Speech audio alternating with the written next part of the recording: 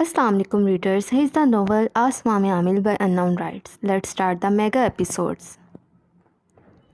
अंधेरी रात के अंधेरे को सूरज की किरणों ने ख़त्म किया, पर आरिस की ज़िंदगी हर गुज़रते मिनट के साथ अंधेरे में डूबती चली जा रही थी। 12 घंटे गुजर चुके थे, पर मलाइका को अभी तक होश नहीं आया था। मलाइका की वालदा के आने के बाद शहरियार लाहौर के लिए निकल चुका था। आरिस खुद को बहुत मजबूत ज़ाहिर करवा रहा था, पर हकीकत तो ये थी मलाइका के दूर चले जाने का खौफ आरिस का सांस रोकने का सबब बन रहा था। आरिस बेंच पर बैठा था। मलाइका की वालदा प्रेयर रूम में थी। वो उठकर आईसीयू की जानिब बढ़ा और दरवाजे में लगे शीशों से मशीनों में जकड़े मलाइका के वजूद को देखने लगा। आरिस ने एक तवील सांस खारिज किया और दरवाज़ा खोलता अंदर की जानिब कदम बढ़ा गया। खामोश माहौल में हर सेकंड बाद मशीन की बीप्स इर्तियाश पैदा कर रही थीं। 3 दिन से मुसलसल जागने पर आरिस की आंखों के गिर्द हल्के वाज़िया हो रहे थे, जबकि शिकन आलूद लिबास पड़ी हुई शेब उसकी लुटी पुटी हालत का पता देने के लिए काफ़ी थीं। आरिस की नज़रें दुश्मन जान पर थीं, जो दुनिया जहान से बेगाना पड़ी आरिस के दिल में उठते दर्द को बढ़ा रही थी। आरिस कदम ब कदम चलता उसके करीब आकर खड़ा हो गया। बहुत ज़्यादा खून बहने की वजह से मलाइका का सफ़ेद रंग जर्द पड़ गया था। गोलियों के जहर की वजह से गुलाबी होंठ नीले पड़ चुके थे। आरिस नम आंखें लिए झुका और उसकी पेशानी पर अपनी मोहर सब्त की। 2 आंसू टूटकर मलाइका के चेहरे पर गिरे, पर वह यूं ही आरिस की तड़प से बेगाना पड़ी रही। कैप्टन मलाइका, तुम बहुत जालिम हो। आरिस ने एक नज़र उसके ड्रिप लगे हाथ को देखा, फिर नरमी से उसके हाथ पर अपना हाथ रखता शिकस्ता लहजे में बोला, देखो अब बहुत हो गया, अब उठ जाओ। तुम्हारा छिछोरा मेजर बहुत तकलीफ़ में है, पल पल मर रहा है, उसे ज़िंदगी की नवीद सुना दो। आरिस की आंखों से कतरा कतरा आंसू बहने लगे। क्या तुम चाहती हो कि मेजर आरिस दूसरों के सामने टूटकर बिखर जाए? आरिस उसके हाथों पर लब रखे बेआवाज़ आंसू बहाने लगा। उठो कैप्टन मलाइका, अभी तो तुमने मुझसे इतनी बड़ी बात छुपाने का हिसाब देना है। तुम इतनी आसानी से मेरे कहर से नहीं बच सकती। मलाइका को यूं ही लेटे देख आरिस जुनूनी कैफियत में उसका जबड़ा पकड़े बोला। मलाइका की हार्टबीट एकदम तेज़ से तेज़तर होने लगी। आरिस एकदम डॉक्टर को बुलाने के लिए बाहर लपका। मलाइका की वालदा, जो अभी नफल अदा करके आ रही थीं, डॉक्टर्स को हड़बड़ी में आईसीयू में जाते देख उनका रंग उड़ने लगा। आरिस ने आगे बढ़कर उन्हें थामा और बेंच पर बिठाकर हौसला देने लगा। बेशक इंसान की ज़िंदगी का पल भर का भरोसा नहीं होता, पर कौम के मुहाफिज तो जीते ही मौत की आंखों में आंखें डालकर हैं। उन्हें तो ये तक मालूम नहीं होता कि क्या अगली बार वो अपने प्यारों से मिल पाएंगे। उन्हें अपने माँ के हाथों का खाना नसीब होगा। क्या वो बाप का शफकत से भरा रवैया देख पाएंगे, या फिर यूं ही वतन का झंडा तन पर लपेटे लहद में उतर जाएंगे।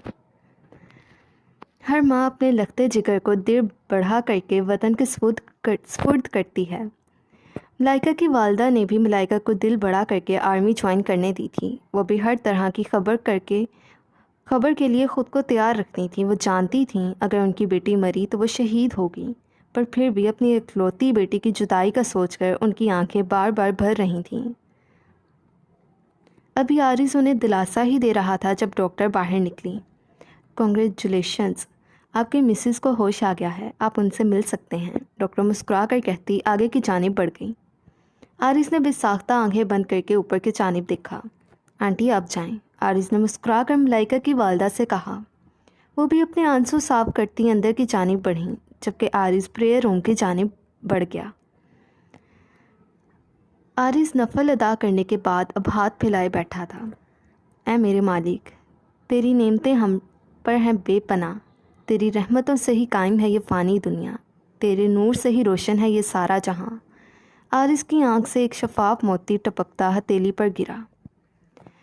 बेशक तू ही नामुमकिन को भी मुमकिन कर सकता है, तेरा शुक्र किसी सूरत मुमकिन ही नहीं। इस बंदा गुनाहगार को तूने अपने दर से खाली हाथ नहीं लौटने दिया। मेरे मौला, तुझ पर ये दिलो जान निसार, बंदगी मेरी कबूल कर। आरिस कहते साथ एक बार फिर सजदे में गया। मामा, मलाइका ने नकाहट भरी आवाज़ से अपनी वालदा को मुखातिब किया। जी मेरा बच्चा, शफकत भरे लहजे में कहा गया। ममा, आरिस कहाँ हैं? क्या वो मुझसे नाराज़ हैं? کیا وہ میری شکل بھی نہیں دیکھنا چاہتے؟ ملائکہ نم آنکھ کے لیے بولی۔ اپنی والدہ سے اسے اس نقصان کا پتہ چل چکا تھا جس کی کوئی بھرپائی نہیں تھی، پر جو اللہ کی رضا رو کر غم ہلکا کرنے کے اور اللہ کے فیصلے کو قبول کرنے کے علاوہ وہ کچھ بھی نہیں کر سکتی تھی۔ عارض کا اب تک اس کے پاس نہ آنا اس کے اضطراب کو بڑھا رہا تھا۔ صبح سے شام ہونے کو تھی، عارض ابھی تک اس سے ملنے تو کیا دیکھنے بھی نہیں آیا تھا۔ نہیں میرا بچہ، وہ کسی ضروری کام سے باہر گیا ہے، تم ریسٹ کرو، میں ذرا نماز پڑھ کر آتی ہوں۔ ملائکہ کی والدہ کہتے ساتھ باہر بڑھ گئیں۔ ان کے جانے کے ساتھ ہی ملائکہ ہچکیاں بھرتی رونے لگی۔ دوائیوں کا اثر تھا یا وہ مینٹلی اتنی ڈسٹرب تھی کہ کچھ دیر بعد ہی اس کی آنکھ لگ گئی۔ اپنی گردن پر کسی کی گرم سانسوں کو محسوس کر کے اس کی آنکھ کھلی۔ عارض اس کے ساتھ لیٹا اس کی گردن میں منہ چھپائے ہوئے تھا۔ عارض کچھ دیر پہلے ہی آیا تھا، پر ملائکہ کو سوتا دیکھ اس کے قریب ہی بچی تھوڑی سی جگہ پر لیٹ کر اس کی گردن میں منہ چھپا گیا۔ عارض کو اتنی سی جگہ پر لیٹے دیکھ وہ اس کے لیے جگہ بنانے کی غرض سے تھوڑی دور کھسکنے لگی۔ جب عارض کی گرفت اس کی گردن پر سخت ہوئی، ملائکہ کے منہ سے کرا نکلی، کیوں ملائکہ، مجھ سے اتنی بڑی بات کیوں چھپائی؟ عارض کے لہجے کی سختی کو محسوس کر کے ملائکہ ساکت ہو گئی۔ عارض، ملائکہ کے آنسو ایک بار پھر رواں ہوئے۔ وہ ہچکی بھرتی بولی، بولو کیپٹن ملائکہ، جواب دو، ایسا کیوں کیا؟ عارض ذرا اوپر ہوتا اس کا جبڑا جکڑ چکا تھا۔ ملائکہ نے عارض کی آنکھوں میں دیکھا۔ آج اسے عارض کی آنکھوں میں کوئی شرارت، کوئی چمک، کچھ نظر نہیں آ رہا تھا، بس اس کی آنکھوں میں درد اور ملال ہی واضح تھا۔ میں اس بارے میں نہیں جانتی تھی، ملائکہ سسکی، میری طبیعت خراب ہوئی تھی۔ ملائکہ نے کہتے ساتھ ہی رونا شروع کر دیا۔ پر کیا؟ عارض گرایا۔ پر مجھے لگا جسٹ فوڈ پوائزن ہوا ہے اور میں نے سیریس نہیں لیا، ملائکہ روتے ہوئے بول رہی تھی۔ دکھ تھا، اسے بھی بے انتہا دکھ تھا، پر عارض کا یہ رویہ اس کے برداشت سے باہر ہو رہا تھا۔ اپنے پیار کی عادت ڈال کر اب وہ اس سے خفا نظر آ رہا تھا۔ میں کیسے مان لوں کیپٹن ملائکہ، تمہیں اپنے وجود میں کوئی تبدیلی ہی نہیں محسوس ہوئی؟ عارض پاگل ہوتا گرایا۔ میں سچ کہہ رہی ہوں، ملائکہ سے سکتے ہوئے بولی۔ کیپٹن ملائکہ، میں تمہیں کبھی معاف نہیں کروں گا، تمہاری غلطی کی وجہ سے میں اپنے بچے سے محروم ہوا ہوں۔ عارض نم آنکھیں ملائکہ کی آنکھوں میں گاڑے بولا۔ عارض کی سرخ نم آنکھیں دیکھ ملائکہ تڑپ کر رہ گئی۔ کبھی معاف نہیں کروں گا، عارض اب مدھم آواز میں بولتا باہر کی جانب بڑھ گیا، جبکہ عارض کی آنکھوں میں باقاعدہ آنسو دیکھ کر ملائکہ اتنی شدت سے روئی کہ اس کی طبیعت ایک بار پھر خراب ہونے لگی۔ لریب بالکنی پر کھڑی تھی۔ سامنے والے گھر میں اب بھی لاک لگا تھا، یعنی شہریار لوگ ابھی تک واپس نہیں آئے تھے۔ وہ کئی بار چیک کر چکی تھی، پر ہمیشہ کی طرح آج بھی دروازے پر لگے لوک نے اسے منہ چڑھایا۔ پچھلے 6 دن سے اس نے شہریار کو نہیں دیکھا تھا اور اب وہ صبر کی انتہا پر تھی۔ لاکھ بار شہریار کا خیال جھٹکنے کے بعد بھی اس کا دھیان شہریار کی جانب ہی چلا جاتا تھا۔ در حقیقت لاریب کو شہریار کی فکر ستا رہی تھی۔ آگے سونگ ہے وہ آپ خود ہی پڑھ لیجیے گا۔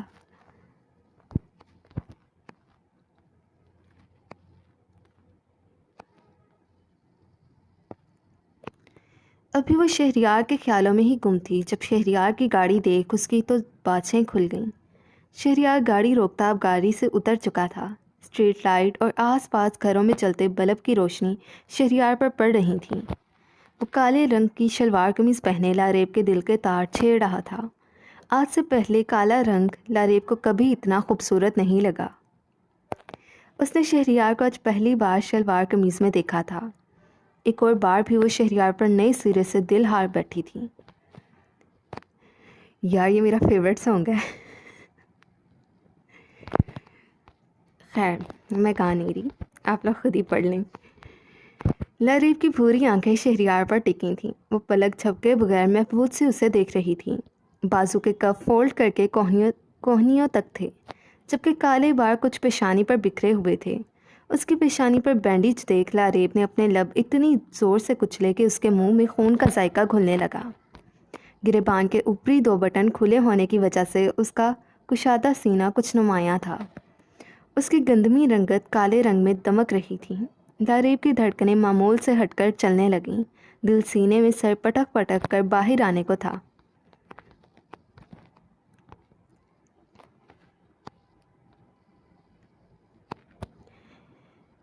یہ آرمی یونیفارم میں کیسا لگتا ہوگا؟ لاریب نے خود سے سوال کیا۔ بلا کا ہینڈسم، اتنا کہ کوئی بھی اس کو دیکھ کر حواس کھو دے۔ لاریب کے سوال کا جواب اس کے اپنے دل نہیں دیا۔ کاش میں کبھی اس میجر کو آرمی یونیفارم میں بھی دیکھ سکوں۔ آج لاریب کے دل نے ایک انوکھی ہی خواہش کی۔ گھبرا کر اس نے اپنا سر جھٹکا اور نظریں شہریار پر مرکوز کر دیں۔ شہریار جھکتا اپنی جیکٹ گاڑی سے نکالنے لگا۔ جیکٹ نکال کر وہ سیدھا ہوا جب ایک دم اس کی نظر سامنے ٹیرس پر پڑی۔ لاریب فوراً پیچھے ہوئی، پر افسوس شہریار کی عقابی آنکھیں اسے دیکھ چکی تھیں۔ شہریار اسے دیکھ تو چکا تھا، پر ظاہر ایسے کروایا کہ وہ اس کے کھڑے ہونے سے واقف ہی نہ ہو، اور گاڑی لوک کرتا اپنے موبائل پر مصروف ہوتے دروازے کی جانب بڑھا۔ شہریار کو اپنے کام میں مصروف دیکھ لاریب دل کے ہاتھوں مجبور ہو کر تھوڑا آگے کو جھکتی ایک بار پھر اسے دیکھنے لگی۔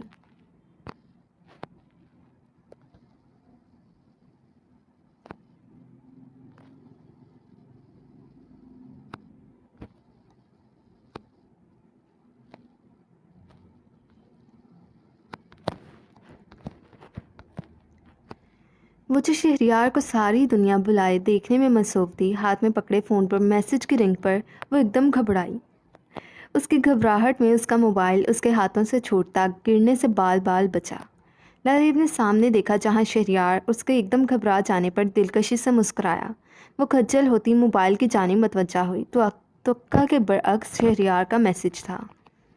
یوں مت دیکھیں لاریب، آپ کی یہ بے خود سی پیار بھری نظریں مجھے پھر ایک بار آپ کے گھر پر چوروں کی طرح کھڑکیاں پلانگ کر گھسنے پر مجبور کر رہی ہیں۔ لاریب کے گال تیزی سے سرخ ہوئے۔ اس نے نظر اٹھا کر سامنے دیکھا جہاں شہریار ہاتھ باندھے کھڑا اسے ہی دیکھ رہا تھا۔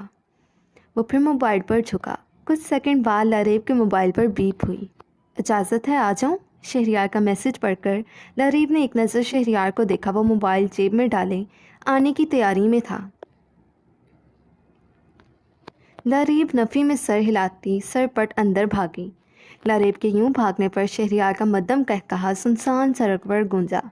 شہریار کا کہکہا لاریب اندر جاتی ہوئی سن چکی تھی۔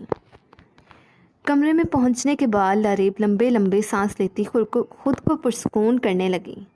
جب اس کی نظر سامنے پڑی، شیشے میں اپنے لال ٹماٹر ہوئے گالوں کو دیکھ اس نے اپنے دونوں ہاتھ سرخ تمتماتے گرم ہوتے گالوں پر رکھے۔ اس میجر نے مجھے کہیں کا نہیں چھوڑا، لاریب سر نفی میں ہلاتی بولی۔ مطلب میں دا ٹاکسی گلائمر شرما رہی ہوں۔ اف! لاریب نے سر پر ہاتھ مارا اور نفی میں سر ہلاتی بلینکٹ میں گھس کر سونے کے لیے آنکھیں بند کر گئی، پر شہریار کا مسکراتا چہرہ ایک بار پھر اس کی نیند اڑانے کا سبب بنا۔ شہریار فریش ہوتا بیڈ پر ڈھہنے والے انداز میں گرا اور چھت کی جانب یکٹک دیکھنے لگا۔ ہلکی روشنی میں بھی لاریب کا شرم سے سرخ پڑتا چہرہ وہ محسوس کر سکتا تھا۔ ایک بار پھر لاریب کے ہاتھ سے موبائل گرتے گرتے بچ جانے کا منظر یاد کرتے وہ کہکہا لگا کر ہنس پڑا۔ آرز اگر اسے اس وقت دیکھ لیتا تو ضرور پاگل تصور کرتا۔ یوں تنہا گھر میں رات کے پہر وہ کہکہے لگا رہا تھا۔ صبح لاریب کی جانب جانے کا پختہ ارادہ کرتے وہ سونے لگا۔ کچھ دیر بعد ہی وہ گہری نیند میں تھا، پر گہری نیند میں بھی میجر شہریار کی ساری حصیں جاگ رہی تھیں۔ تقریباً 7 بجے کے قریب ہی وہ اٹھ بیٹھا تھا۔ ابھی وہ ناشتہ کر کے فری ہی ہوا تھا جب اس کا موبائل بجنے لگا۔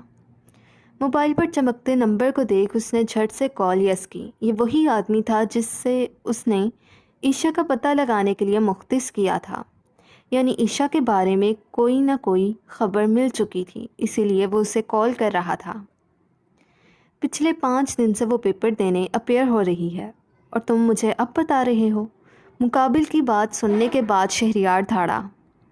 سر آپ کا فون بند تھا۔ فون کے اسپیکر سے مقابل کی آواز شہریار کے کانوں میں پڑی۔ وہ صحیح ہی کہہ رہا تھا، ابھی کل ہی تو اس نے اپنا نمبر آن کیا تھا۔ کالج کے ایڈریس کے ساتھ ٹائم ٹیبل کی ڈیٹیل سینڈ کرو، شہریار سرد آواز میں بولا۔ اگلے ہی منٹ میسج کے ذریعے اسے کالج کا ایڈریس اور باقی کی ڈیٹیلز کے ساتھ عشا کی لی گئی کچھ تصاویر بھی موصول ہو چکی تھیں۔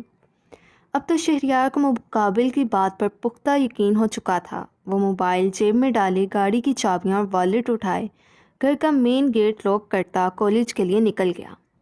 حمزہ کہاں ہو؟ حمزہ کے فون اٹھاتے ساتھ ہی وہ سلام دعا کیے بغیر ہی بولا۔ میں آفس میں ہوں، کیوں، کیا ہوا؟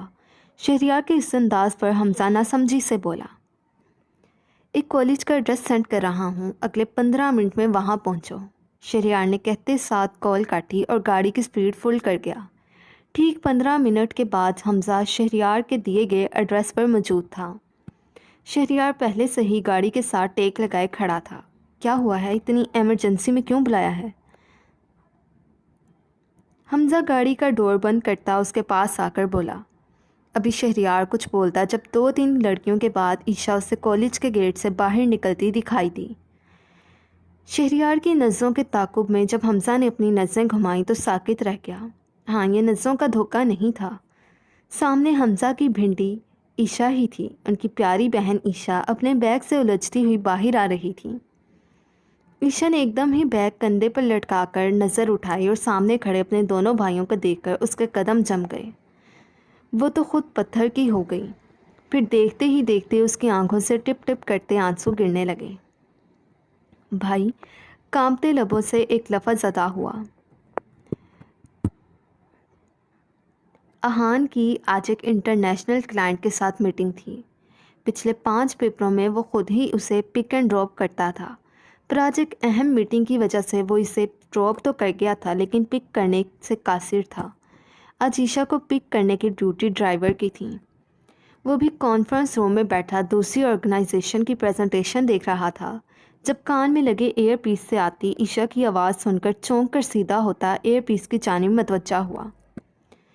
عیشا ڈار کی ساری وارننگز، اس کی ساری ہدایات بھلائے حمزہ اور شہریار کی جانب بھاگی۔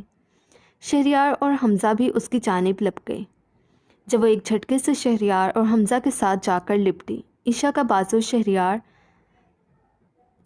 ایک بازو شہریار تو دوسرا حمزہ کے گرد تھا۔ حمزہ بھائی، شہری بھائی، آپ لوگوں نے مجھے ڈھونڈنے میں اتنی دیر کیوں کی؟ میں نے اتنا انتظار کیا آپ کا، عیشا نے ہچکیوں کے درمیان بولتے شکوہ کیا۔ عیشا کی بات سن کر احان ایک دم کھڑا ہوا۔ اس کے کھڑے ہونے پر کانفرنس روم میں بیٹھے باقی سب نے اسے دیکھا۔ پریزنٹیشن دیتے آدمی نے بولنا بند کیا کہ گویا احان مرزا کو کوئی پوائنٹ غلط لگا ہے۔ عیشا کا ایک ایک لفظ وہ بآسانی سن سکتا تھا۔ آخر اس پینڈنٹ کو عیشا کے گلے میں پہنانے کا اس کا یہی تو مقصد تھا کہ وہ عیشا کی ساری باتیں سن سکے۔ پینڈنٹ میں ایک بگ تھا جو احان کے ایئر پیس سے کنیکٹڈ تھا۔ یہی نہیں، عیشا کی پہنی گئی ورسٹ واچ میں لوکیشن ٹریکر بھی موجود تھا۔ وہ عیشا سے دور رہتے ہوئے بھی اس پر نظریں رکھے ہوئے تھا۔ ابھی وہ کھڑا ہی ہوا تھا جب سائلنٹ موڈ پر لگا سامنے ٹیبل پر رکھا اس کا موبائل بجنے لگا۔ یقیناً کال اس کے گارڈز کی تھی جو اسے عیشا کے بارے میں انفارم کرنے کے لیے کال کر رہے تھے، کیونکہ احان کے حکم کے بغیر وہ کچھ بھی کرنے سے قاصر تھے۔ احان میٹنگ پوسٹ پون کرتا باہر نکلتا چلا گیا۔ لفٹ میں داخل ہو کر گراؤنڈ فلور کا بٹن دبائے اپنا کوٹ اتارتا عیشا اور اس کے بھائیوں کی گفتگو سننے لگا۔ ہم آ گئے ہیں نا، اب اپنی گڑیا کو کہیں نہیں جانے دیں گے۔ عیشا کو شدت سے روتے دیکھ شہریار کی آنکھیں نم ہونے لگیں۔ بس میری بھنڈی، شہری بھائی ٹھیک کہہ رہے ہیں، اب ہم اپنی بھنڈی کو گھر لے کر جائیں گے۔ حمزہ کا بھنڈی کہنا ہمیشہ عیشا کے چڑنے اور غصے کا سبب بنا تھا، پر آج حمزہ کا بھنڈی کہنا عیشا کو بالکل بھی برا نہ لگا۔ چلو شاباش کاری میں بیٹھو، حمزہ نم آنکھیں لیے اس کے پیشانی پر بوسہ دیتے بولا۔ عیشا کو اس طرح روتے دیکھ کر ارد گرد لوگ جمع ہونے شروع ہو چکے تھے، اور بڑی بات یہ تھی کہ عیشا سے ملنے کے بعد وہ دونوں خود آبدیدہ ہو رہے تھے۔ شہریار عیشا کے ساتھ پیچھے والی سیٹ پر بیٹھا جبکہ حمزہ ڈرائیونگ سیٹ پر بیٹھتا گاڑی سٹارٹ کر گیا۔ اب باقی باتیں گھر جا کر ہونی تھی۔ عیشا کہاں تھی، کس کے ساتھ تھی، یہ سب بعد کی باتیں تھیں۔ انہیں ان کی بہن مل چکی تھی، وہ اسی میں خوش تھے۔ بھائی، آپ کو پتہ ہے وہ بہت برا ہے، عیشا نے شہریار کے ہاتھ تھام کر روتے ہوئے شکایت لگائی۔ وہ اس وقت ایک چھوٹی بچی ہی معلوم ہو رہی تھی۔ حمزہ بھائی، عیشا روتے ہوئے بولی۔ حمزہ نے میرر سے پیچھے عیشا کی جانب دیکھا۔ ہی سلیپس می، جملہ مکمل کرتے ساتھ عیشا نے ہچکی بھری۔ وہ دونوں نہیں جانتے تھے کہ عیشا کس کی بات کر رہی ہے، پر عیشا کے تکلیف زدہ لہجے پر وہ دونوں ہی تڑپ کر رہ گئے۔ انہوں نے تو مذاق میں بھی عیشا کو کبھی ہاتھ تک نہیں لگایا تھا۔ نہ جانے کس ظالم نے ان کی بہن کو مارا تھا۔ احان جو تیزی سے ڈرائیونگ کر رہا تھا عشا کی بات پر اپنے لب بھیج کر گاڑی کی سپیڈ اور تیز کر گیا۔ مجھے بھائی، مجھے بہت درد ہوئی تھی، وہ بہت زور سے مارتا ہے۔ عشا گال پر ہاتھ رکھتی شہریار سے لگی پھوٹ پھوٹ کر رونے لگی۔ اس نے مجھے اتنی زور سے مارا، میرے سر میں بہت پین ہوا، میرے لپ سے بھی اتنا خون نکلا۔ بھائی مجھ سے صحیح سے رویا بھی نہیں جاتا تھا، مجھے بہت ڈر لگتا تھا کہ وہ مجھے پھر نہ مار دے۔ شہریار نے روتی کانپتی عشا کو خود میں بھینچا۔ عشا کی باتیں سن کر حمزہ سے ڈرائیو کرنا مشکل ہوتا چلا جا رہا تھا۔ بار بار آنکھیں نم ہونے کی وجہ سے سامنے سڑک دھندلی ہو رہی تھی۔ عشا کی بات سن کر گاڑی میں بیٹھا احان تڑپ کر رہ گیا۔ ایک دم اس کی نظروں میں وہ مناظر گھومے جب عشا نے اس کے سامنے اپنے ہاتھ تک جوڑ دیے تھے، پر احان کو اس پر رحم نہیں آیا تھا اور اس نے عشا کو ٹارچر کر کے ہی سکون لیا تھا۔ آپ کو پتہ ہے، اس نے میرے سامنے مار دیا، اس آدمی کا دل نکال دیا، میرے اوپر سانپ بھی پھینکا۔ عشا نے شہریار کے سینے سے منہ نکال کر اپنی جانب اشارہ کر کے بتایا اور دھاڑیں مار مار کر رونے لگی۔ حمزہ اور شہریار تو اپنی پھول جیسی بہن کی یہ حالت دیکھ کر دنگ رہ گئے تھے۔ کون؟ میرا بچہ، کس نے کیا یہ سب؟ اپنے بھائی کو بتاؤ۔ شہریار عشا کا چہرہ ہاتھوں کے پیالے میں تھامے بولا۔ جب کچھ یاد آنے پر اس کے آنسو تھمے، پر جسم بری طرح کپ کپا رہا تھا۔ وہ شہریار کی جانب دیکھنے لگی۔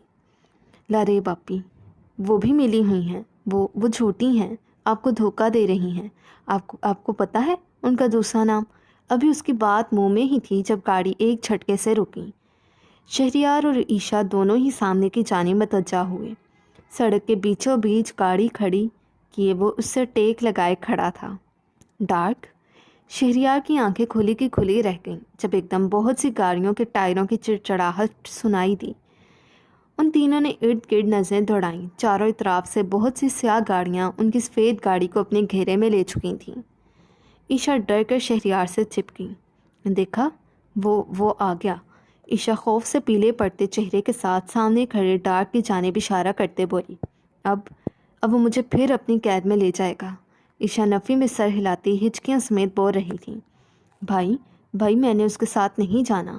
عشا شہریار کی شرٹ دبوچے اسے دیکھتی ہوئی بولی۔ آنسو رخساروں کو بھگوتے چلے جا رہے تھے۔ اس کا بس نہیں چل رہا تھا وہ خود کو کچھ کر لے، کہیں ایسی جگہ پر چلی جائے جہاں سے ڈارک اسے ڈھونڈ نہ سکے۔ بھائی پلیز مجھے بچا لیں، مجھے موم ڈیڈ کے پاس لے جائیں۔ میں نے اس کے پاس نہیں جانا، آپ مجھے کہیں چھپا دیں۔ اس نے منع کیا تھا، میں پھر بھی آپ کے ساتھ آ گئی۔ اب وہ مجھے سزا دے گا، مجھے بھی مار کر پھینک دے گا۔ ڈارک کے خوف سے عشا بے رب جملے ادا کرنے لگی۔ حمزہ اور شہریار سے تو عشا کو سنبھالنا مشکل ہونے لگا۔ وہ شاید ایک بار پھر پینک ہونے لگی تھی۔ یہ بات صرف ڈارک ہی جانتا تھا کہ ایسا کیوں ہو رہا ہے۔ پر عشا کی سزا والی بات پر ڈارک پر اصرار سا مسکرایا۔ ڈارک نے ان کی بہن کو کیا سے کیا بنا دیا تھا، کتنے لاڈ سے انہوں نے اپنی بہن کو پالا تھا، اور اب اس کی حالت دیکھ وہ کہیں سے بھی ایک نارمل لڑکی نہیں لگ رہی تھی۔ آپ ایسا کریں، مجھے مار دیں، پھر مجھے اس کے ساتھ نہیں جانا پڑے گا، میں اس کی قید سے آزاد ہو جاؤں گی۔ عشا نے شہریار کے دونوں ہاتھ پکڑے اور اپنے گلے پر رکھ کر دباؤ بڑھانے لگی۔ حمزہ کی آنکھوں سے آنسو گرنے لگے۔ اس کی بہن کتنی زیادہ تکلیف میں تھی۔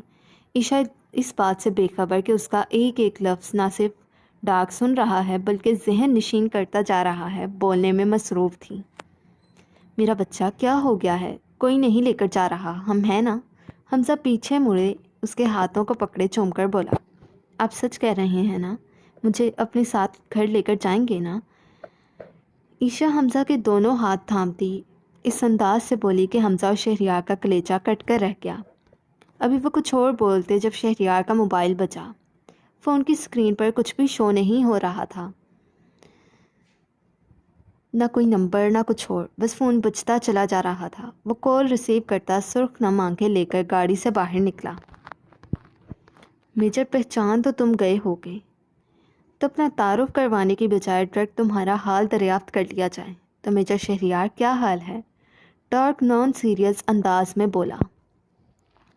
ڈارک، تمہاری دشمنی مجھ سے ہے، میں تمہارا کیس دیکھ رہا ہوں، پھر میری بہن کو کیوں اغوا کیا؟ شہریار خود کو کور رکھنے کی ناکام سی کوشش کرتے دھاڑا، جب ڈارک کا ایک بلند کہکہا سنسان پڑی سڑک پر گونجا۔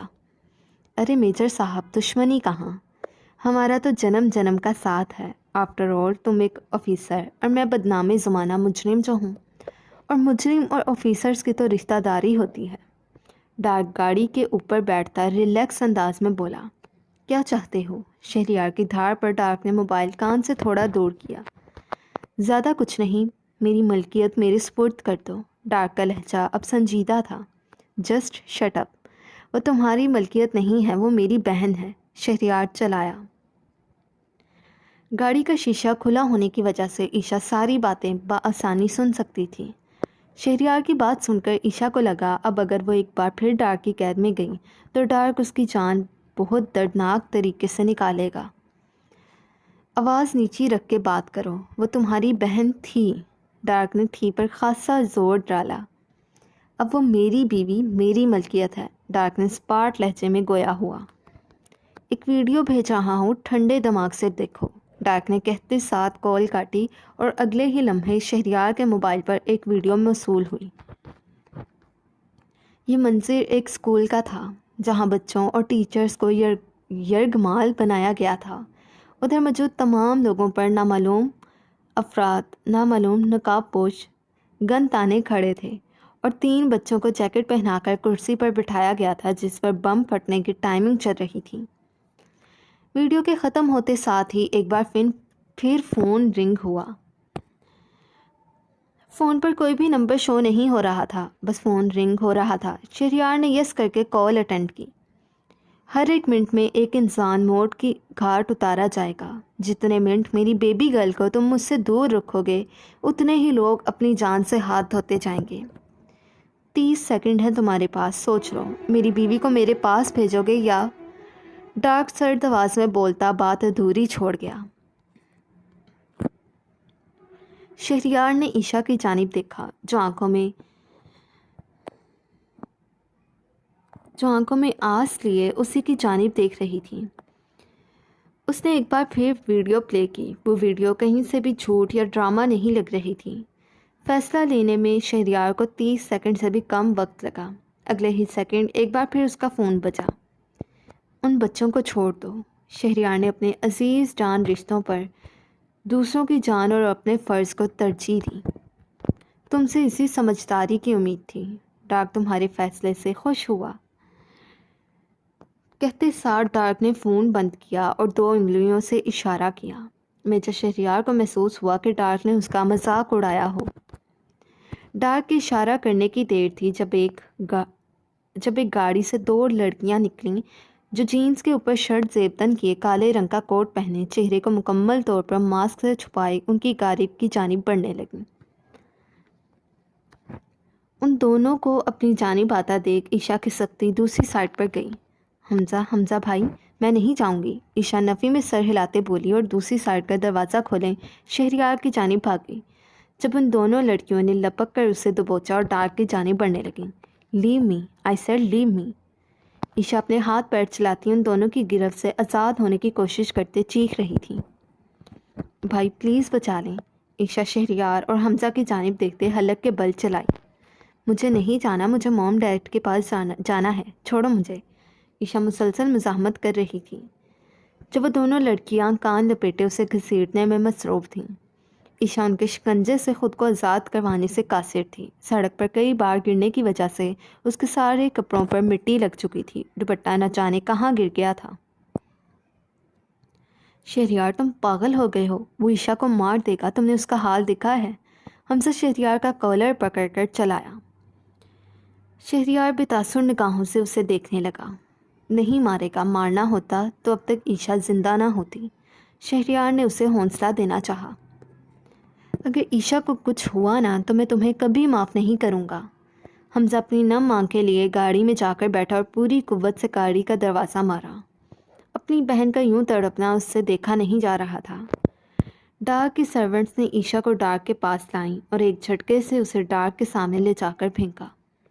عیشا ڈارک کے قدموں میں جا کر گری۔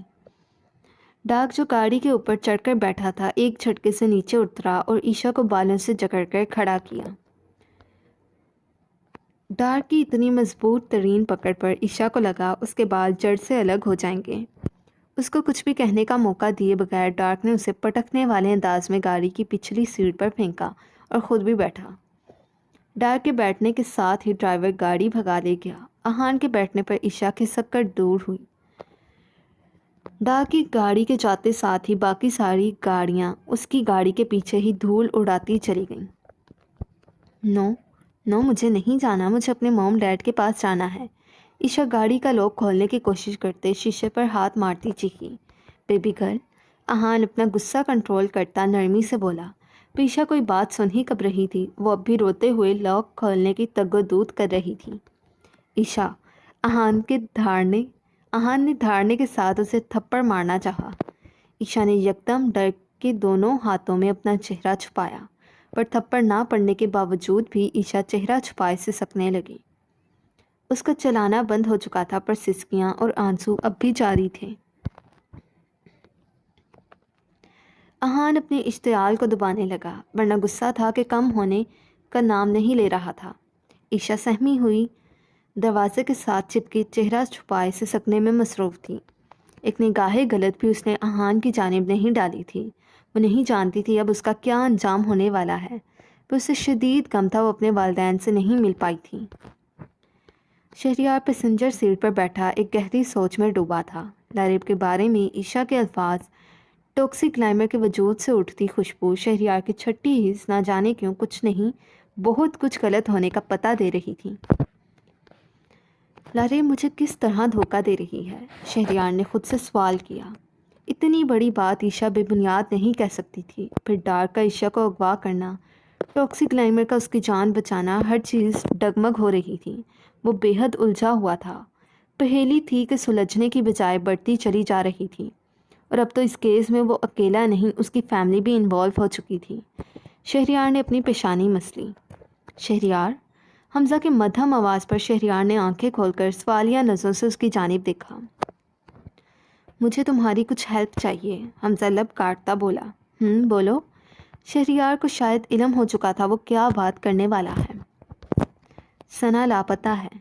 میں اپنے سارے سورسز استعمال کر چکا ہوں، لیکن اس کا کچھ بھی پتہ نہیں چل رہا۔ حمزہ کے لہجے میں فکر واضح تھی۔ کیا مطلب لاپتہ ہے؟ شہریار نے اچنبھے سے اس کی جانب دیکھا۔ شہریار کے انداز پر حمزہ کا دل سکڑ گیا۔ وہ میں نے اسے گھر سے نکال دیا تھا، حمزہ مدھم آواز میں کسی مجرم کی طرح گویا ہوا۔ شہریار کی پوری آنکھیں کھل گئیں۔ کیوں؟ شہریار نے کڑے تیوروں سے استفسار کیا۔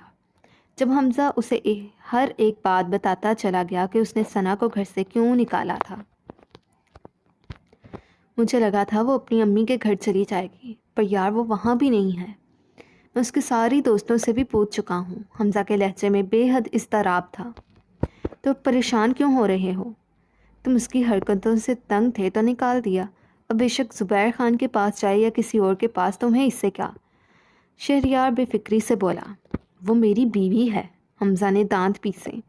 وہی بیوی جس کو گھر سے نکال کر ایک حساب کا تم رشتہ ختم کر چکے ہو۔ شہریار جتاتی نظروں سے اسے دیکھتے ہوئے بولا۔ یوں بولنے سے رشتہ ختم نہیں ہوتا، وہ میرے نکاح میں ہے۔ بس میں ہی غلط فہمی کا شکار ہو گیا تھا، پر یار میں بہت پریشان ہوں، وہ پتہ نہیں کس حال میں کہاں پر ہوگی۔ پلیز تو اسے ڈھونڈنے میں میری مدد کر، حمزہ نے التجا کی۔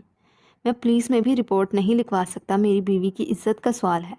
حمزہ بے بسی کی انتہا کو چھو رہا تھا۔ اور یہی عزت تجھے تب یاد نہیں آئی جب سارے نوکروں کے سامنے تو نے اسے گھر سے باہر نکالا تھا؟ پتہ نہیں اب وہ زندہ بھی ہوگی یا… شہریار ابھی بول رہا تھا جب شہریار کی اگلی بات سے پہلے ہی حمزہ کا پاؤں بریک پر پڑا۔ خبردار جو کوئی بھی بکواس کی، وہ زندہ ہے، مجھے پورا یقین ہے وہ زندہ ہے، حمزہ نم آنکھیں لیے دھاڑا۔ شہریار نے بے تاثر نظروں سے حمزہ کو دیکھا جو اب لمبے لمبے سانس لیتا خود پر قابو پا رہا تھا۔ میں جانتا ہوں وہ کہاں ہے۔ شہریار کچھ دیر اس کی جانب دیکھ کر حمزہ کی تڑپ دیکھ اب کی بار وہ ثنا کا بتانے کے لیے خود کو روک نہیں سکا تھا۔ شہریار کی بات سن کر حمزہ نے آنکھیں کھول کر نہ سمجھی سے اسے دیکھا۔ شہریار ایک طویل سانس کھینچتا اسے سب کچھ بتانے لگا۔ السلام علیکم بھائی، لاریب نے کال ریسیو کرتے کہا۔ لاریب ضرورت کی کچھ چیزیں پیک کرو، اسد سلام کا جواب دیے بغیر گویا ہوا۔ اسد کی بات سن کر لاریب حیران ہوتی اسٹڈی ٹیبل کی کرسی سے اٹھی۔ کیوں؟ لاریب نے سوال داغا۔ مرزا صاحب سے میری بات ہو چکی ہے، تم کچھ عرصہ احان کے گھر رہو گی۔ اسد نے اسے تفصیلات سے آگاہ کیا۔ پہ کیوں بھائی؟ لاریب کی تو آنکھیں کھل گئیں۔ پلیز گڑیا، احان کے گھر تم سیو رہو گی۔ فرقان گیلانی کی دھمکیاں بڑھتی چلی جا رہی ہیں، میں کوئی بھی رسک نہیں لے سکتا، تو اب میں اپنے گھر میں بھی محفوظ نہیں ہوں۔ لاریب نے تلخی سے سوچا۔ اس دن کے بعد سے لاریب نے اکیڈمی جانا بھی بند کر دیا تھا، پر فرقان گیلانی سکون سے نہیں بیٹھا تھا۔ اسد بھائی کے بزنس میں کروڑوں کا لاس کروانے کے بعد بھی جب وہ لاریب کے لیے کھڑے رہے، اب وہ انہیں جان سے مارنے کی دھمکیاں دے رہا تھا۔ اسد کو اپنی جان کی پرواہ نہیں تھی، پر لاریب اس کے گھر میں بھی محفوظ نہیں تھی۔ ایک مرزا صاحب کا مینشن ہی ایسا تھا جہاں سیکیورٹی تھی، اور اس سے سیکیور جگہ فی الحال اسد کو لاریب کے لیے نظر نہیں آ رہی تھی۔ پر بھائی میں کیسے، مطلب مجھے نہیں جانا، لاریب نم آواز میں بولی۔ لاریب فضول باتیں مت کرو، اس کے بندے ہمارے گھر جانے کے لیے نکل چکے ہیں، ابھی اس نے مجھے کال کی ہے، پلیز لاریب ٹائم نہیں ہے۔ اسد بے بسی سے بولتا گاڑی کی سپیڈ فل کر گیا۔ ابھی اسد کی بات پوری بھی نہیں ہوئی تھی جب باہر سے کسی نے زور زور سے مین گیٹ بجایا۔ بھائی، لاریب ڈر کے چیخی۔ آنسو پلکوں کی باڑ توڑتے روانی سے بہنے لگے۔ لاریب کا دل خوف سے تیزی سے دھڑکنے لگا۔ لاریب، روم سے باہر نہیں جانا، اچھے سے روم لاک کرو، میں بس پہنچ رہا ہوں، احان کو کال کرتی ہے، وہ بھی آ رہا ہوگا۔ لاریب فون پکڑے دروازے کی جانب بھاگی اور روم لاک کر کے اس کے آگے چیئر اور نہ جانے کیا کیا رکھ گئی، جب یکدم ہی زور زور سے بولنے کی آوازیں آنے لگیں۔ بھائی پلیز جلدی آ جائیں، مجھے بہت ڈر لگ رہا ہے، لاریب ہچکیوں سمیت بولی۔ بس میرا بچہ، بھائی آ رہے ہیں، میری گڑیا تو بہت بہادر ہے نا، اسد نم آواز میں بولا۔ بھائی آپ کی گڑیا بہادر نہیں ہے، مجھے ڈر لگ رہا ہے، پلیز آ جائیں، لاریب ہچکیوں سمیت بولی اور دیوار کے ساتھ لگتی نیچے بیٹھتی چلی گئی۔ خوف سے اس کا رواں کانپ رہا تھا۔ نہ میرا بچہ، ایسے نہیں، اسد کے الفاظ ابھی منہ میں ہی تھے جب فون کے سپیکر سے 2 فائر کے ساتھ اسد کی کراس سنائی دی۔ لاریب کے آنسو ایک دم تھمے۔ اسد بھائی، لاریب نے پکارا، پر جواب ندادر تھا۔ اسد بھائی پلیز بات کریں، آپ ٹھیک ہیں نا؟ لاریب چیخی۔ مجھے معاف کر دو گڑیا، اسد کی تکلیف میں ڈوبی آواز سنائی دی، گویا وہ اپنی ڈوبتی سانسوں کے درمیان بو رہا تھا۔ آپ کا بھائی آپ کو بچا نہیں سکا، یہ آخری الفاظ تھے جو اسد کے منہ سے ادا ہوئے تھے، اور بس ایک اور زندگی کا باب ختم ہو گیا۔ لاریب تڑپتی ہوئی اسد کو پکار رہی تھی، پر وہ مردہ پڑے وجود سے جواب کہاں ملنا تھا۔ جب اسد کی آواز نہ سنتے دیکھ اسے یقین ہو چکا تھا وہ اپنے بھائی کو کھو چکی ہے۔ موبائل چھوٹتا اس کے ہاتھوں سے نیچے گرا اور ٹکڑے ٹکڑے ہو گیا۔ لاریب کے آنسو خشک ہو چکے تھے، ماتم کرنے کا وقت اس کے پاس نہیں تھا۔ اپنے بے جان ہوتے وجود کو گھسیٹتی وہ سامنے ٹیبل کی جانب بڑھی۔ کچھ دیر بعد ہی اسے اپنی مطلوبہ چیز مل چکی تھی۔ جب دھاڑ کی آواز کے ساتھ دروازہ کھلا اور فرقان گیلانی کے گارڈز آگے بڑھے، اسے جکڑتے ہوئے باہر لے جانے لگے۔ لاریب بنا کسی مزاحمت کے ان کے ساتھ چلتی چلی جا رہی تھی۔ منال بیگم، امیر صاحب کس حال میں پڑے تھے اسے کچھ بھی دکھائی نہیں دے رہا تھا۔ بے تاثر آنکھیں لیے وہ فرقان گیلانی کے گارڈز کے دھکیلنے پر گاڑی میں بیٹھی اور گاڑی اپنی منزل پر رواں دواں ہو گئی۔ کیا ہوا گالی؟ آج تیری زبان نہیں چل رہی؟ فرقان گیلانی لاریب کے بال جکڑتا اس کا چہرہ اپنی جانب کرتے بولا۔ لاریب نے سرد نگاہوں سے فرقان گیلانی کے چہرے کو دیکھا۔ فرقان کی نظریں لاریب کے چہرے پر ٹھہر سی گئیں۔ روئی روئی سرخ بھوری آنکھیں رونے کی وجہ سے لال ہوتے لب اور ناک اس کے چہرے پر سوگواری اس کے حسن کو 4 چاند لگا رہی تھی۔ وہ بہکتا اس کے لبوں پر جھکنے لگا۔ جب لاریب اپنا چہرہ موڑ گئی، ایک زوردار تھپڑ لاریب کے گال کی زینت بنا کہ وہ اوندھے منہ بیڈ پر گری۔ چل تجھے کچھ دکھاتا ہوں، فرقان گیلانی کہتے ساتھ سامنے LCD آن کر گیا۔ میرا ساتھ دے، یقین کر تجھے کوئی تکلیف نہیں پہنچاؤں گا، پر اگر تو نے بھی اپنی بہن کی طرح زبان چلائی تو تیرا اس سے بھی بدتر حال کروں گا۔ فرقان گیلانی نے سامنے اسکرین کی جانب اشارہ کیا، جہاں ابیحہ امیر کے ساتھ کیے گئے ظلم کا ایک ایک منظر کی ویڈیو چل رہی تھی۔ لریب سرخ آنکھ کے لیے ویڈیو دیکھ رہی تھی۔ ابیحہ امیر کی سسکیاں، اذیت سے بھرپور چیخیں کمرے میں گونج رہی تھیں۔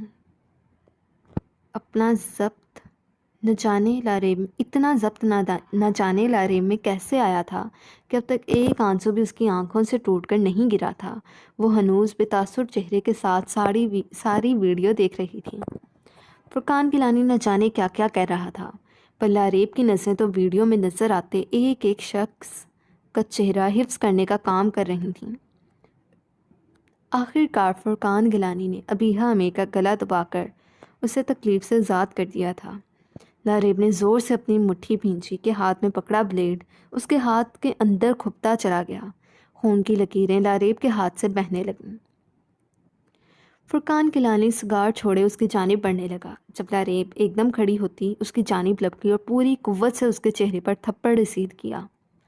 فرقان گیلانی ابھی اس اتفاق سے ہی نہ سنبھلا تھا جب لاریب نے ٹیبل سے کانچ کا واز اٹھا کر اس کے سر پر مارا۔ لاریب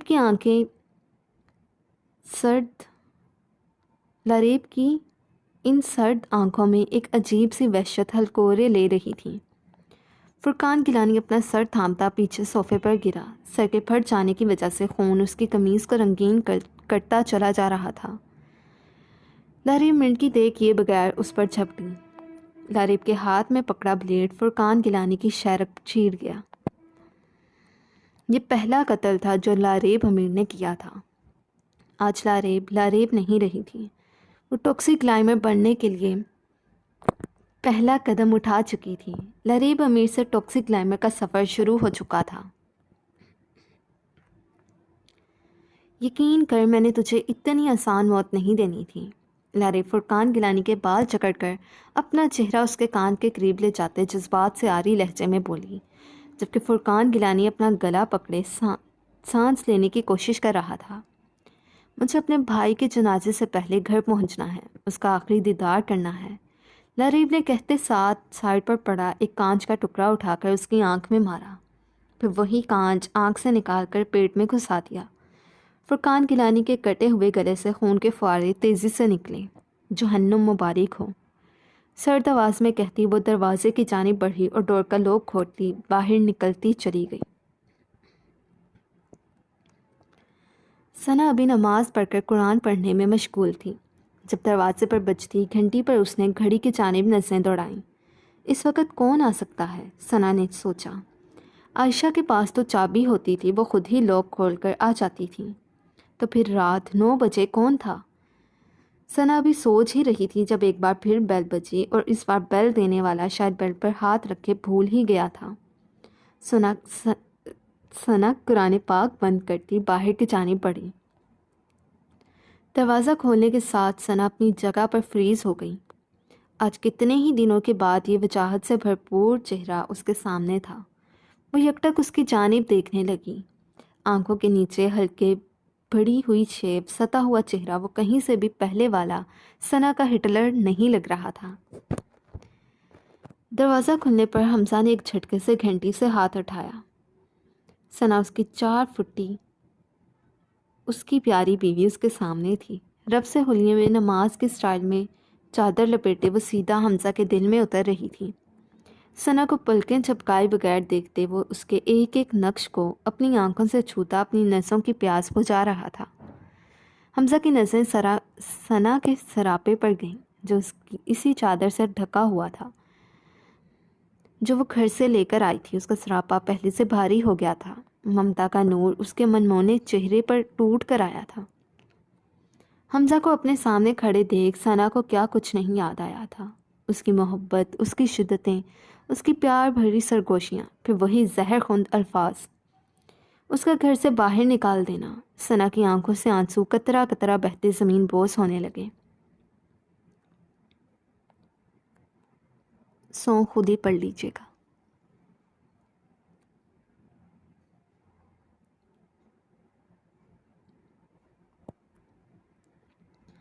ثنا، حمزہ مدھم آواز میں بولا۔ حمزہ کی آواز سن کر ثنا ہوش میں آئی اور ایک جھٹکے سے دروازہ بند کرنے لگی۔ حمزہ نے فوراً دروازے میں پاؤں رکھ کر ثنا کو ایسا کرنے سے روکا اور دروازہ کھولتا اندر آ گیا۔ حمزہ کے زور لگانے سے ثنا دور ہوئی۔ ثنا میری جان، میری زندگی، میری بات سنو، حمزہ محبت سے چور لہجے میں بولا۔ مجھے کوئی بات نہیں سننی، یہاں سے جائیں۔ ثنا اپنے روم میں جانے کے لیے بھاگی جب حمزہ نے اس کی کلائی جکڑ کر اپنی جانب کھینچا۔ ثنا سیدھا حمزہ کے سینے سے آ کر ٹکرائی۔ حمزہ کے مخصوص کلون کی خوشبو اس کی ہچکیوں کا سبب بنی۔ حمزہ نے ثنا کی کمر پر اپنی گرفت مضبوط کی، یہاں پہ سینٹنس کی مسٹیک ہے، آپ دیکھ لیجیے گا، اور اسے خود میں بھینچ گیا۔ ثنا کی مزاحمت جاری تھی، پر حمزہ کسی بھی مزاحمت کو خاطر میں لائے بغیر اسے سختی سے خود میں بھینچے اس کی خوشبو محسوس کر رہا تھا۔ کیوں گئی تھی مجھے چھوڑ کر؟ پتہ ہے نا تمہارا ہٹلر تمہارے بغیر نہیں رہ سکتا۔ میں چھوڑ کر نہیں آئی تھی مسٹر حمزہ، آپ نے گھر سے نکالا تھا۔ ثنا ایک جھٹکے میں حمزہ سے دور ہوتی پوری قوت سے چلائی۔ ایک دم اس نے اپنے سر پر ہاتھ رکھا۔ اگلے ہی پل وہ ہوش و حواس سے بیگانہ ہوتی چلی گئی۔ اس سے پہلے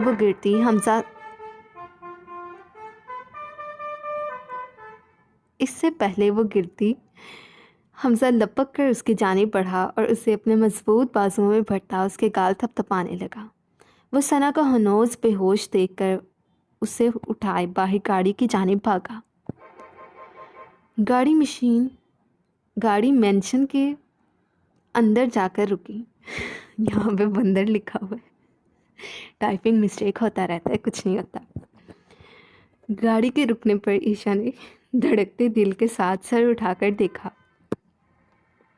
جس قید سے آج وہ بھاگی تھی، گھوم پھر کر وہ پھر اسی قید میں آ چکی تھی۔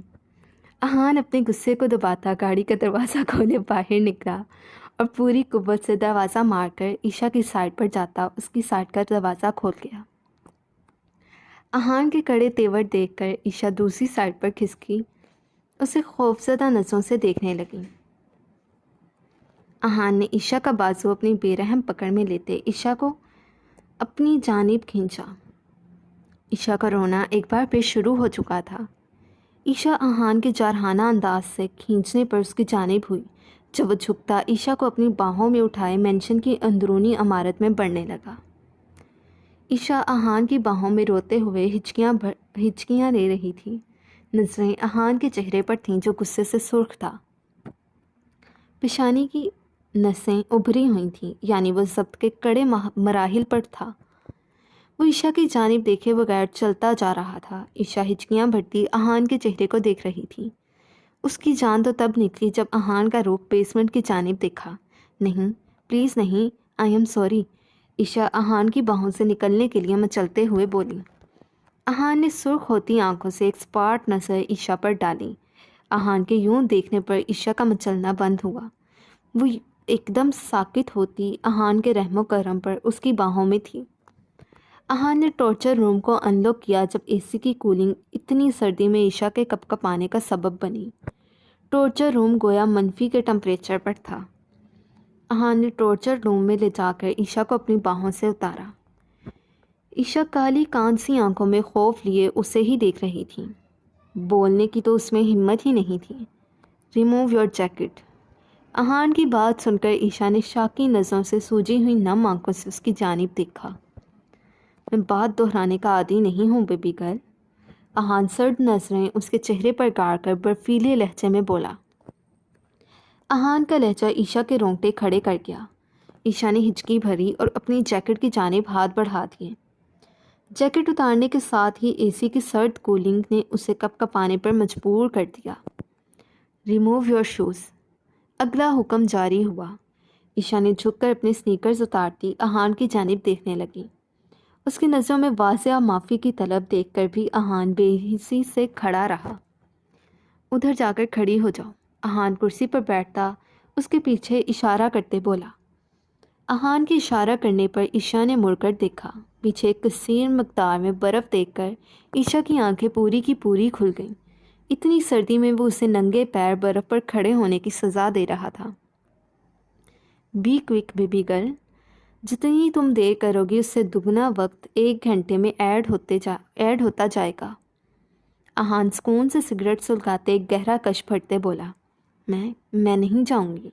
عشا کانپتی آواز میں اپنے گرد بازو پھیلاتے بولی، یہ بھی ٹھیک ہے، پھر ایسا کرتے ہیں تمہارے پاؤں ہی کاٹ دیتے ہیں۔ اہان کہتے ساتھ ایک جست میں عشا کی جانب بڑھا اور اسے پکڑ کر کرسی پر پٹکا اور خود نیچے بیٹھ کر اس کے مومی پاؤں سختی سے جکڑ گیا۔ انہی کے ذریعے تم نے مجھ سے دور جانے کی کوشش کی ہے نا؟ اہان کچھ اس انداز سے بولا کہ عشا کو اس وقت کوئی سائیکو لگنے لگا۔ ان کا قصہ ہی ختم کر دیتے ہیں۔ اہان مسکرایا۔ اس کی مسکراہٹ میں وحشت تھی۔ عشا زور زور سے نفی میں سر ہلاتی اہان کے ہاتھوں سے پاؤں آزاد کروانے کی کوشش کرتے رونے لگی۔ تم نے مجھ سے کہا تھا تم مجھے چھوڑ کر نہیں جاؤ گی، تم پھر انہی پاؤں سے چلتی مجھ سے دور جانے لگی تھی، بولو۔ اہان دھاڑا اور عشا کے پاؤں پر گرفت سخت ترین کر گیا۔ عشا کو لگا اب اس کے پاؤں کی ہڈیاں ٹوٹ جائیں گی۔ نہ یہ ہوں گے نہ ہی تم مجھ سے دور جا سکو گی، اہان پاگلوں کی طرح بولا۔ اس کا یہ روپ دیکھ کر عشا کو اپنی روح فنا ہوتی محسوس ہوئی۔ مجھے معاف کر دو، عشا اہان کے کندھے پر ہاتھ رکھتی تکلیف کی شدت سے چیخی۔ نہیں بیبی گرل، تم کیوں معافی مانگ رہی ہو؟ تمہاری کوئی غلطی نہیں ہے۔ اہان عشا کے گال پر ہاتھ رکھتا نرمی سے بولا، ساری غلطی ان کی ہے، یہ تمہیں مجھ سے دور لے کر گئے، اسی لیے یہ اب رہیں گے ہی نہیں۔ اہان نے ایک بار پھر عشا کے پاؤں پر اپنا دباؤ بڑھایا۔ عشا بے بسی سے اہان کا ٹاکسک روپ دیکھنے لگی۔ پلیز چھوڑ دیں، میں جاتی ہوں، میں ادھر کھڑی ہوتی ہوں۔ عشا روتے ہوئے اس کے ہاتھ اپنے پاؤں سے دور کرتی بولی، ہاں بالکل، ان کو سزا ملنی چاہیے۔ اہان اس کے ہاتھ پکڑتا بولا، تمہیں پتہ ہے نا میں تم سے کتنا پیار کرتا ہوں، ہے نا بیبی گرل؟ میں نے تمہیں بتایا تھا نا کہ اگر تم مجھے چھوڑ کر گئی تو میں تمہیں شوٹ کر دوں گا۔ اہان کا لہجہ اور اس کی حرکتیں عشا کے دھاڑے مار مار کر رونے کا سبب بن رہا تھا۔ میں تمہیں نہیں مار سکتا، میں اپنی بیبی گرل کو کبھی نہیں مار سکتا، بیکوز آئی لو یو۔ اہان نے عشا کے دونوں ہاتھ چومے، پر ان کو سزا ملے گی، جن سے تم نے مجھ سے دور جانے کی، میری قید سے نکلنے کی کوشش کی ہے۔ اہان کا لہجہ پھر بدلا، اب تم ان کو ادھر کھڑی ہو کر سزا دو گی یا میں خود انہیں کاٹ کر انہیں سزا دوں؟ اہان عشا کے پاؤں کی جانب اشارہ کرتا تیز لہجے میں وحشت سموئے بولا، میں دوں گی، میں خود انہیں سزا دوں گی۔ عشا اپنی جانب اشارہ کرتی بولی۔ وہ اہان کے تیوروں اور اس کی حرکتوں سے بے حد خوفزدہ ہو چکی تھی، اور پھر اہان کا لہجہ عشا کو بے جان کر رہا تھا۔ چلو شابہ جاؤ، پھر 1 گھنٹہ تم نے سامنے پڑی برف کے اوپر کھڑے ہونا ہے۔ اہان کھڑا ہوتا بولا۔ اہان کے سائڈ پر ہونے پر عشا سرپٹ بھاگتی سامنے رکھی گئی برف کے اوپر ننگے پیر کھڑی ہو گئی۔ اہان کرسی پر بیٹھا عشا کو دیکھنے لگا، جو 2 منٹ کے بعد ہی کپ کپانے لگی تھی۔ ابھی 3 منٹ بھی مشکل سے گزرے تھے جب عشا نے اپنا ایک پاؤں اوپر اٹھایا۔ پاؤں واپس رکھو۔ اہان کی دھار پر عشا جھٹ سے اپنا پاؤں دھواں اڑاتی برف پر رکھ گئی۔ عجیب عشق تھا اہان کا، وہ عشق میں بھی اس پر ظلم ڈھاتا تھا، اور وہ جانتی تھی اہان اسے نہیں مارے گا، پر پھر بھی وہ اس سے ڈرتی تھی۔ عشا کے لب نیلے پڑنے لگے تھے، وہ کپ کپا رہی تھی، یہاں تک کہ سردی کی وجہ سے اس کے دانت تک بجنے لگے تھے۔ اسے یوں محسوس ہو رہا تھا پاؤں جم گئے ہوں۔ ٹھنڈک کی وجہ سے اس کے پاؤں پر شدید جلن ہونے لگی تھی۔ اہان کی نظریں عشا پر ہی جمی تھیں۔ اسے پورا یقین تھا اگلے کچھ منٹ میں ہی اس کا بھالو بے ہوش ہو جائے گا۔ وہ کرسی سے کھڑا ہوتا قدم بقدم اس کی جانب بڑھنے لگا۔ اہان کو اپنے قریب آتے دیکھ کچھ خوف کی وجہ سے تو کچھ ٹھنڈ برداشت نہ کر پانے کی وجہ سے اہان کی سوچ کے عین مطابق وہ لہرا کر زمین بوس ہونے لگی۔ جب اہان اس کے سرد پڑتے نازک وجود کو اپنی باہوں میں اٹھائے اپنے روم کی جانب بڑھنے لگا۔